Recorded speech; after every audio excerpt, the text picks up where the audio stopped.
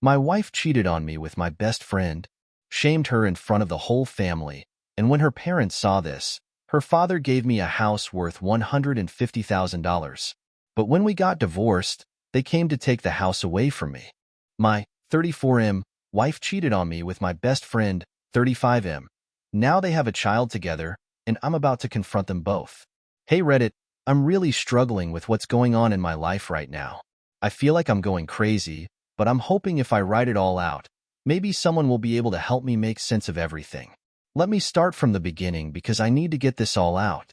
So, I've been married to my wife, let's call her Jessica, 32F, for about 6 years now. We met back in college through a mutual friend and hit it off immediately. She was beautiful, funny, and seemed to understand me in ways no one else ever had. Things moved pretty quickly with us, and I honestly thought I had hit the jackpot. We got married 2 years after meeting, and everything seemed perfect. At the time, I couldn't have imagined a better life partner. I had my dream job as a project manager, and Jessica had a stable job in marketing. We were both building our careers, traveling the world together, and making memories. There were no major red flags, no reason for me to ever doubt her. I also had my best friend, Mike, 35M, who I'd known since high school. He was practically my brother. We'd been through so much together, from failed relationships to drunken nights, and I trusted him with my life. He was the best man at my wedding, and Jessica loved him too. It felt like I had the perfect setup, a loving wife and a loyal best friend. We were inseparable. But as you might have guessed, things didn't stay perfect. Everything started to change about a year and a half ago, right after Jessica gave birth to our first child, Ethan, now 18 months old. It wasn't long after Ethan was born that I noticed something was off. Jessica seemed more distant. I chalked it up to the stress of being new parents. We were both exhausted, juggling work, sleep deprivation, and trying to figure out how to raise a kid. So, I told myself not to overthink it. But then, little things started to pile up. Jessica became overly protective of her phone. Now, she had always been a private person, but this was different. She used to leave her phone lying around all the time, but lately, she started taking it with her everywhere she went, even to the bathroom.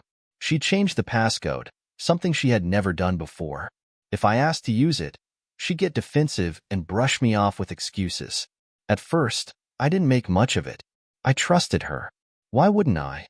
We were married, we had a kid, and she was the person I planned to spend the rest of my life with. But over time, that nagging feeling in my gut wouldn't go away. I'd see her smiling at her phone, typing away late at night, and when I asked who she was talking to, she'd just say it was a work thing, or that she was chatting with her mom. I tried to believe her. Then one day, I noticed that she was texting a lot more than usual, and every time her phone pinged, she'd get this look in her eyes, like she couldn't wait to respond. That's when I started to get suspicious. One night, about 3 months ago, she left her phone on the kitchen counter while she went to take a shower. This was unusual. She never left her phone out of sight anymore. I don't know what got into me, but something told me to check. I knew her new passcode because I had seen her enter it a few times. I know, not my proudest moment. My heart was racing as I picked up her phone, feeling like I was about to cross a line I couldn't come back from. What I found absolutely destroyed me. There were text messages from someone saved in her phone under a fake name, Emma. I knew for a fact she didn't have any close friends named Emma, and something about it felt off. I scrolled through the messages, and my heart sank. The conversation wasn't just casual. It was intimate, flirtatious, and suggestive. They talked about meeting up again, about how much they missed each other, and one message from Emma even mentioned how much they enjoyed last time. But it got worse. As I scrolled further, I saw a message from Jessica that mentioned a meeting spot, the Willow Inn, a small boutique hotel about 30 minutes from our house. She even included the time, Friday at 7 p.m. I felt like I'd been punched in the gut. This wasn't just flirting, this was a full-on affair. My mind went into overdrive. I didn't know what to do. Part of me wanted to confront her right then and there, but another part of me wanted undeniable proof before I said anything. I needed to know who Emma really was, and I had a strong feeling it wasn't a woman at all. That night, I barely slept. Jessica came to bed as usual, and I just lay there next to her, feeling like my world was crashing down around me. I couldn't believe that the woman I loved, the mother of my child, was capable of this kind of betrayal. And worst of all, I had no idea who she was meeting at the Willow Inn, but I had a terrible suspicion that it might be someone I knew. Friday came, and I told Jessica I'd be working late. I could tell she was relieved, like it was part of her plan. She told me she was going out to meet a friend for dinner, but she didn't offer any other details. I didn't press her. Instead, I prepared. I left work early and drove to the Willow Inn. I parked a few blocks away so she wouldn't see my car and waited. At around 6:45 p.m., I saw her pull into the parking lot. My heart was pounding in my chest, and my hands were shaking as I watched her get out of the car. She looked beautiful, all dressed up like she was going on a date. My stomach turned as I realized that's exactly what this was. But then came the real gut punch. As I watched, another car pulled into the lot. It was a car I recognized all too well. It was Mike's. My best friend. The guy I'd known for over 15 years. The guy I trusted more than anyone else in my life. He parked, got out, and walked right up to Jessica. They hugged like lovers and walked into the hotel together. I sat there in shock, unable to move. I couldn't believe what I was seeing. My wife was cheating on me with my best friend. The two people I trusted most in the world were betraying me right in front of my eyes. I knew I had to act, but I needed to be smart about it. I wanted to catch them red-handed, to confront them in a way that they couldn't deny. I didn't want this to be a screaming match in a parking lot where they could gaslight me or deny everything. No, I needed proof. I needed them to admit what they were doing. I pulled out my phone and started recording. I got video of them walking into the hotel together, holding hands. That was step one. Step two was figuring out how to confront them. I checked into the hotel under a fake name, pretending to be a businessman in town for a conference. I knew from the messages that they had reserved a room on the 3rd floor, so I asked for a room nearby. My plan was simple. I'd wait until they were in the room together, and then I'd knock on the door.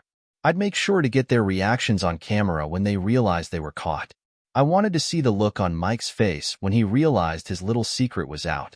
As I sat in my hotel room, waiting for the right moment, my mind raced. I thought about the years of friendship I had with Mike, the memories we shared, the way I had always looked up to him as a brother. And then I thought about Jessica, the woman I thought I knew, the mother of my child. How could she do this to me? How long had this been going on? At around 7:30 p.m., I heard movement outside my room. I peeked through the peephole and saw Jessica and Mike walking toward their room. They were laughing, completely oblivious to the fact that I was just a few feet away, ready to blow up their lives. I waited about 10 minutes, giving them enough time to settle in. Then I walked out of my room, phone in hand, and knocked on their door. What happened next was not what I expected. Mike opened the door, looking confused at first, but then his face turned to horror as he realized who was standing in front of him. Jessica was behind him, her face pale, eyes wide with shock. I didn't say anything at first. I just stood there, recording the whole thing. But then, before I could confront them, I heard a baby crying from inside the room. My heart stopped. It wasn't Ethan's cry. This was a much younger baby. I pushed past Mike and stormed into the room, my mind racing. There, in the corner of the room, was a crib. Inside was a newborn baby. I turned to Jessica, and she started sobbing, begging me to let her explain. After I caught them walking into the room together, I had to force myself to think clearly. Everything in me wanted to just bust the door down and confront them, but I held back. I knew this was my chance to get undeniable proof, and if I acted too soon, they might still be able to lie their way out of it. So I waited, staying out of sight, watching and listening for any chance to catch them in the act. From my room, I could hear muffled voices and soft laughter through the walls. Then, after what felt like an eternity, everything went quiet. That's when I heard it, faint moans. My blood ran cold. There was no mistaking what was happening in that room. I grabbed my phone, determined to get everything on camera. I wasn't going to let them gaslight me this time. The room they were in had a window that faced the alley behind the hotel, and luckily, my room's window was right next to theirs. I climbed out carefully, trying not to make any noise, and crawled across the narrow ledge that separated our windows. I positioned myself so I could peer into their room without being seen. My heart was pounding in my chest as I pulled out my phone and started recording. Inside the room, Jessica and Mike were on the bed. Jessica was lying on her back, her head tilted to the side, eyes closed, moaning softly as Mike kissed his way down her body. The sight of it made me sick, but I kept filming. I needed this. I needed to see just how far this betrayal had gone. As Mike's hands roamed her body, he shifted her position so they were lying sideways, facing each other. It didn't take long for them to fall into what I can only describe as the most degrading thing I'd ever seen. They were in a full 69 position, completely lost in each other. Jessica was moaning louder now, her hips moving rhythmically as Mike's tongue explored her. At the same time, her mouth was wrapped around him, moving in sync as if they'd done this 1,000 times before. The intimacy of it, the way they seemed to know exactly how to please each other, made it clear that this wasn't some fling. This was deep, twisted, and had been going on for far too long. I zoomed in with my phone, capturing every moment. The way their bodies moved together, the way Jessica clung to him, like she couldn't get enough. I could feel the rage building up inside me, but I forced myself to stay calm. I wasn't going to give them the satisfaction of knowing I was there. Not yet. They went on like this for what felt like an eternity, completely oblivious to the fact that I was watching. When they finally finished, both of them lay on the bed, out of breath, holding each other like nothing else in the world mattered. It was a disgusting, twisted scene, and I had it all on tape. I crawled back to my room, my mind racing with thoughts of what to do next. I had enough evidence now to blow their world apart, but I wasn't going to confront them right away. No, I had something much bigger planned. The next morning, I positioned myself near the parking lot where Mike had left his car. I wanted to see how they would act in the daylight, in the real world, now that their dirty little secret was out in the open. At least to me. I waited near his car, hiding behind a nearby building, watching as they exited the hotel together. They looked relaxed, laughing and joking, like they didn't have a care in the world. I followed them as they drove back toward our neighborhood. Mike dropped Jessica off a few blocks away from our house, far enough that no one would see her getting out of his car. The moment she stepped out, she kissed him goodbye, then walked the rest of the way home, like nothing had happened. When she got back, I pretended like everything was normal. I didn't mention the hotel, didn't mention Mike, didn't mention the baby I had seen in that room. Instead, I greeted her with a smile and told her that I'd been thinking about her upcoming birthday. You know, I said casually, I think we should throw a big party this year. Invite all of our friends. Make it something special. You deserve it. Her face lit up, completely unsuspecting. She agreed without hesitation, already talking about all the people she wanted to invite, what kind of food we should have, how we should decorate. She was completely oblivious to the storm that was coming. Over the next few days, Jessica started preparing for the party. She spent hours planning the guest list, calling our friends, and making sure everything would be perfect. She even called Mike, asking if he could help set things up on the day of the party. I let her do all of it, smiling to myself as I watched her dig herself deeper and deeper into this mess. Meanwhile, I was making my own preparations. I had a plan, one that would leave no room for doubt or excuses. The night of the party, I would reveal everything. The texts, the hotel footage, the recordings of them together. I wanted them both to feel the full weight of their betrayal, and I wanted to do it in front of everyone they cared about. The day of the party finally arrived. Jessica was buzzing with excitement, running around the house, making sure everything was perfect. She looked beautiful, of course, wearing the dress I had bought her for her birthday, a dress I now knew she had probably worn for him at some point. The guests started arriving, one by one, filling our house with laughter and conversation. Mike was there too, acting like nothing was wrong, like he hadn't just spent the past few months fucking my wife behind my back.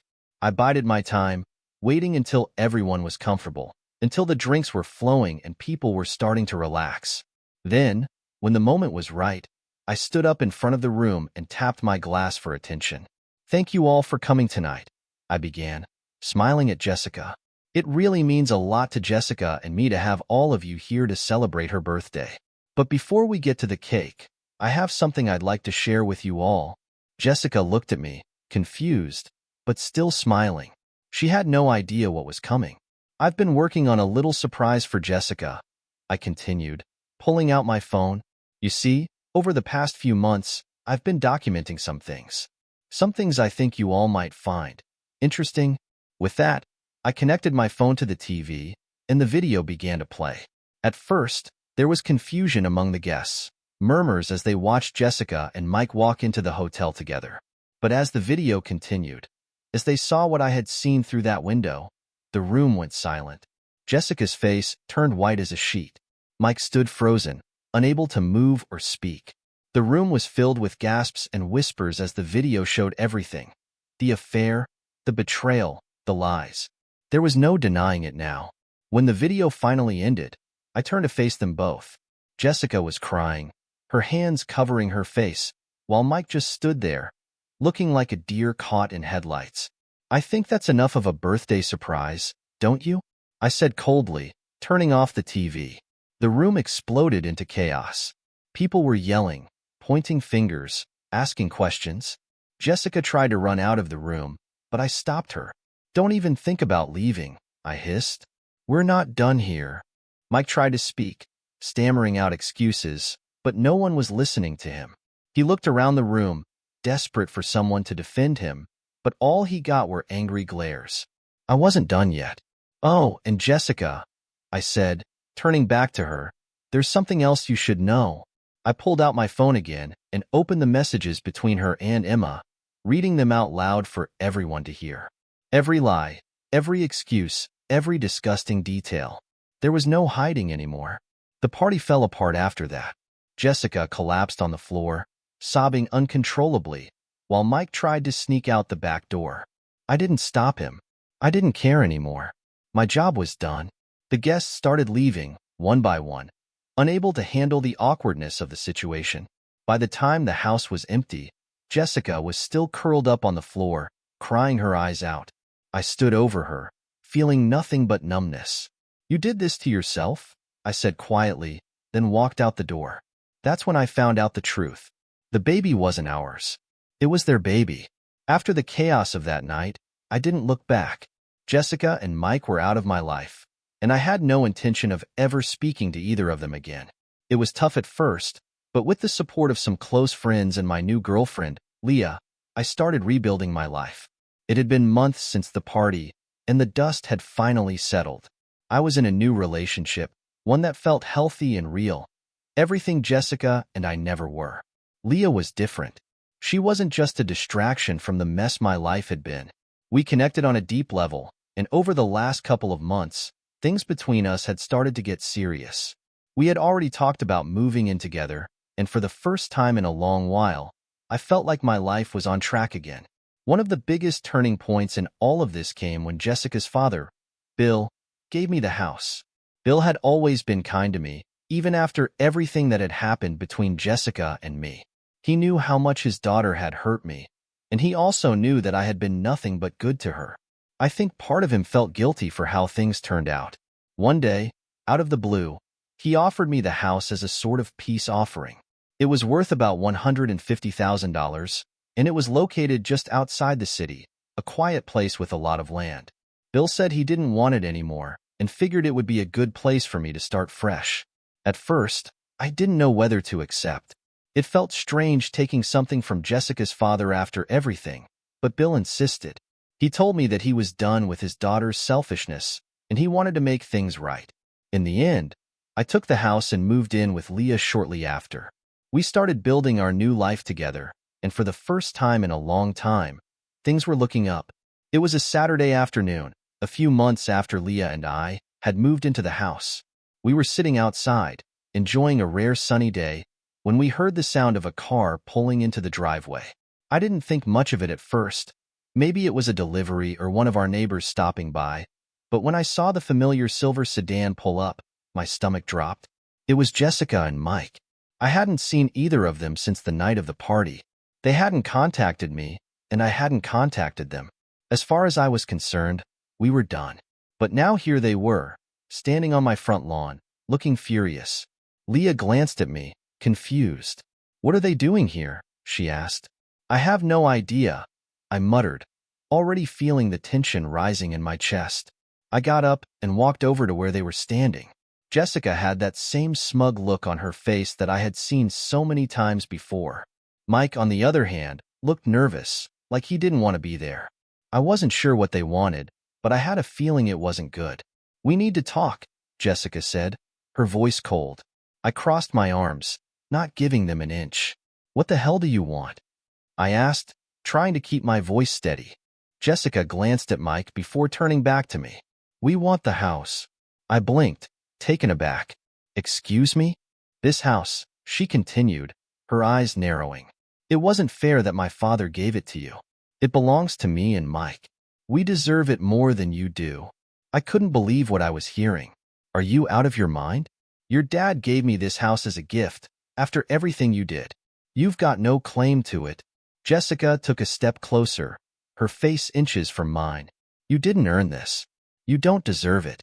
We want it back." At that moment, Leah came up behind me, standing by my side. "You can't just demand a house because you feel entitled to it," she said, her voice calm but firm. "Bill gave it to him. It's his now. You need to leave." But Jessica wasn't backing down. "We'll take it by force if we have to," she hissed. I clenched my fists, trying to keep my anger in check. "Get off my property, Jessica. Now." But before I could say anything else, Mike, who had been quiet this whole time, suddenly lunged at me. He grabbed me by the shirt, shoving me backward with all his strength. I stumbled, barely keeping my balance, and before I knew it, we were locked in a full-on fight. Mike threw a punch that caught me on the side of the face, and I reeled from the impact. But I wasn't going to let him get away with it. I swung back, my fist connecting with his jaw, and he staggered backward. Jessica screamed, trying to get between us, but Leah pulled her away, keeping her from interfering. Mike recovered quickly, charging at me again.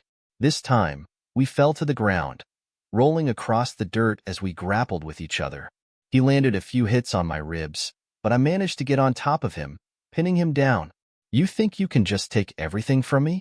I snarled, my fists slamming into his chest. "You think you can just waltz into my life and take whatever you want?"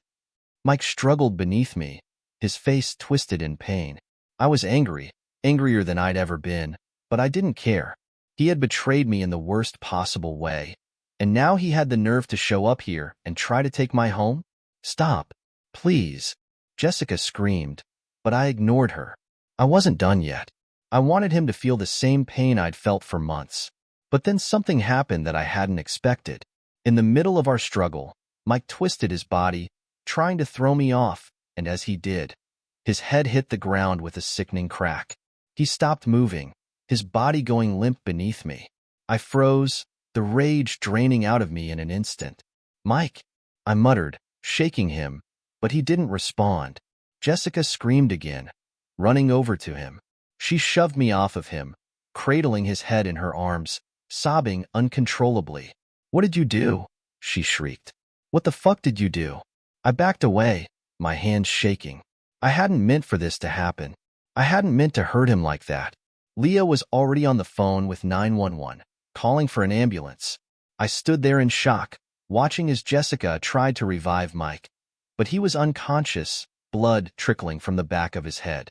The ambulance arrived within minutes, and Mike was rushed to the hospital. Jessica went with him, still screaming at me as they loaded him into the back of the ambulance. Leah and I were left standing on the lawn, shell-shocked.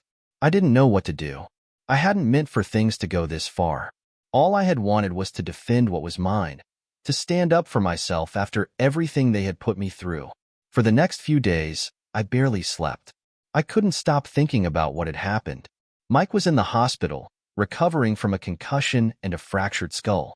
Jessica had stayed by his side, refusing to speak to anyone, but I knew it was only a matter of time before things escalated. And sure enough, they did. A few days later, I received a notice in the mail. Jessica was suing me for the house, claiming that I had illegally taken it from her, and that her father had no right to give it to me. She was demanding that the house be returned to her, and she was willing to take it to court to get what she wanted. I couldn't believe it. After everything that had happened, she was still trying to take more from me. I contacted Bill immediately, telling him what was going on. He was furious when he found out. "That ungrateful brat," He muttered over the phone. I gave you that house because you deserved it. She has no right to it. Bill offered to help me fight the case in court. He hired the best lawyer he could find, determined to put an end to his daughter's ridiculous claims. I was grateful for his support, but I knew this wasn't going to be easy. Jessica was stubborn, and she wasn't going to back down without a fight. The court case dragged on for weeks. Jessica's lawyer tried to argue that Bill had been mentally unfit when he gave me the house, that he hadn't been in his right mind, and that the property rightfully belonged to her. It was a weak argument, but they were determined to make it stick. Bill testified on my behalf, telling the court that he had given me the house of his own free will and that Jessica had no claim to it. He painted a picture of her as a selfish, spoiled child who had never appreciated anything he had done for her. It was brutal, but it worked. In the end, the judge ruled in my favor. The house was mine, fair and square. Jessica was livid. She stormed out of the courtroom without saying a word, leaving me standing there, finally feeling like I had won. Mike didn't show up to court. After his injury, he had gone quiet, staying out of the spotlight, probably too embarrassed to face me after everything. With the court case behind me, Leah and I finally started to move on. The house was ours, and Jessica and Mike were out of our lives for good. It wasn't easy, but we had each other, and that was enough. Bill and I remained close. He had cut ties with Jessica after the court case, telling me that he was done with her toxic behavior. He visited Leah and me often, helping us with the house and giving us advice when we needed it. Life was finally starting to make sense again. As for Jessica and Mike, I don't know what happened to them, and frankly, I don't care. They made their choices, and now they had to live with the consequences. I had spent too much time letting them control my life, and now it was time for me to take control back. And that's exactly what I did. After the trial, life took a turn for the better. The house was finally mine, and Jessica and Mike were out of my life for good, or so I thought. Leah and I settled into a routine that felt normal, peaceful even. We spent our weekends exploring the surrounding countryside, making plans for the future. Bill had become a regular presence in our lives, coming over for dinners and helping us with little repairs around the house. It felt good to have a father figure who genuinely cared about me, especially after everything with his daughter. About a month after the trial, just when I thought things were finally behind me, I received an unexpected visit. It was a warm Saturday afternoon, and Leah and I were lounging in the backyard when the doorbell rang. I got up, walked to the front door, and there he was, Mike, standing on my doorstep, looking nothing like the confident guy I used to know. Mike looked rough. His hair was disheveled, his clothes wrinkled, and there were deep bags under his eyes. For a moment, I didn't know what to say. Seeing him there, after everything he had done, brought back all the rage and betrayal I had buried. "Can we talk?" he asked quietly, barely meeting my gaze. I wanted to slam the door in his face, but something stopped me. Maybe it was the exhaustion on his face, the defeat in his posture. He wasn't the same person who had walked into that hotel with my wife. He looked broken. I stepped aside, letting him in. Leah stayed in the backyard, giving us space. We sat at the kitchen table, the tension between us thick enough to cut with a knife. "I know I don't deserve to be here," Mike began, his voice hoarse, "but I need to apologize. I know saying sorry won't fix anything, but you deserve to hear it." I stayed silent, letting him talk. I wasn't ready to forgive, but I was willing to listen. "Jessica and it was a mistake," he continued, struggling to find the right words. "I don't know why I let it go on as long as it did. I ruined everything. Our friendship, your marriage, and for what? It wasn't even real." After the trial, she started spiraling, blaming everyone but herself. She became impossible to live with. I realized that I had destroyed my life for someone who was just using me. I broke things off with her last week. I felt a strange mixture of satisfaction and pity. He had thrown everything away for Jessica, and now he was left with nothing. "Look, man, I know I don't deserve your forgiveness," Mike said, his voice trembling slightly. "I don't expect us to be friends again, but I need you to know how sorry I am. I know I hurt you in the worst way possible, and I'll regret it for the rest of my life." There was a long silence. I didn't know how to respond. I had hated Mike for so long, but seeing him like this, so broken, made it hard to hold on to that hatred. I couldn't say I forgave him, but I no longer felt the burning anger that had consumed me for months. I don't know what to say, Mike. I finally replied, my voice steady. You're right. You don't deserve my forgiveness. But I don't hate you anymore. He nodded, tears welling up in his eyes. That's more than I deserve. Thank you. Mike left shortly after, and I didn't see him again for a long time. The encounter left me feeling conflicted. Part of me was relieved that he had come to apologize, but another part of me was still wounded. It would take time, but at least the wound had started to heal. Years passed, and life continued to move forward. Leah and I got married in a small ceremony, just the two of us and a few close friends. We were happy, truly happy, and I had put most of my past behind me. Bill remained a close part of our lives, though he had completely cut off contact with Jessica. As far as I knew, she had moved away after Mike left her, trying to rebuild her life in another city. Things were going well. That is, until one day when the past came crashing back into my life in the most violent way possible. It was an ordinary day. Leah and I were walking back from the grocery store, laughing about some silly conversation we had been having, when I noticed a young boy standing on the corner of the street. He couldn't have been older than 13 or 14, but there was something about the way he was staring at me that sent a chill down my spine. As we passed by, he suddenly ran toward me, a look of pure rage in his eyes. Before I could react, he pulled a piece of rebar from under his jacket and swung it at me with full force. The first hit caught me off guard, slamming into my side and knocking the wind out of me. I stumbled, trying to catch my breath, but the boy didn't stop. He kept swinging, each blow landing harder than the last. Leah screamed, trying to pull him off me, but he was relentless. Blood poured from a gash on my forehead as he hit me over and over again, screaming at the top of his lungs. "This is for my mom," he shouted, his voice filled with venom. "You ruined everything. She's been suffering because of you." I realized then who he was. This was Jessica and Mike's son. People started gathering, pulling out their phones and calling for help, but no one dared to intervene. Leah was sobbing, trying to stop the attack, but the boy wouldn't stop. It wasn't until two men from a nearby shop ran out and tackled him to the ground that the beating finally ended. I lay on the sidewalk, gasping for breath, my body aching all over. Leah was at my side, holding my hand, her face pale with fear. The police arrived shortly after, arresting the boy and dragging him away. He was still screaming, still blaming me for his mother's suffering.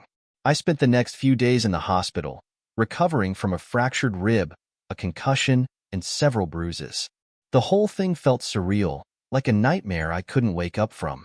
The boy was sent to a juvenile detention center, and I couldn't stop thinking about how Jessica had let her own son turn into this. She had poisoned him against me, filled his head with lies, and now he was paying the price. A few weeks later, I received notice that Jessica was suing me for the boy's arrest. She claimed that I had provoked him, that I had somehow caused the attack by ruining her life. It was a ridiculous claim, but it still sent a wave of anger through me. She had done this. She had filled her son with hate, and now she wanted to blame me for the consequences. Bill was furious when he found out. "She's lost her mind," he muttered when I told him about the lawsuit. "I'll help you fight this. She's not getting away with it." Bill hired the same lawyer who had helped me win the house case, and we went to court again. This time, Jessica's case was even weaker than before. There was video footage of the attack, witness statements from people on the street, and Leah's testimony. It didn't take long for the judge to throw out her case entirely. But that wasn't enough for me. I was done being the victim in Jessica's twisted games. I countersued her for damages, claiming emotional distress and medical expenses from the attack. I wanted to send a message that she couldn't keep ruining people's lives with her bitterness. The trial was brutal. Jessica sat across from me, looking worn and tired, but still defiant. She tried to paint herself as the victim, claiming that I had destroyed her life, that everything had gone wrong because of me. But the evidence was against her. Bill testified against his own daughter, telling the court that she had filled her son with lies and turned him into a violent, angry child. In the end, I won the case. Jessica was ordered to pay for my medical expenses, and her reputation was further tarnished. Her son remained in the juvenile detention center, and as far as I knew, their relationship was strained after that. I didn't feel good about it. Winning the case didn't bring me any real satisfaction. If anything, it just left me feeling hollow.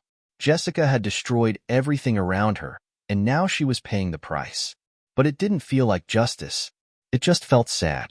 Leah and I moved on with our lives.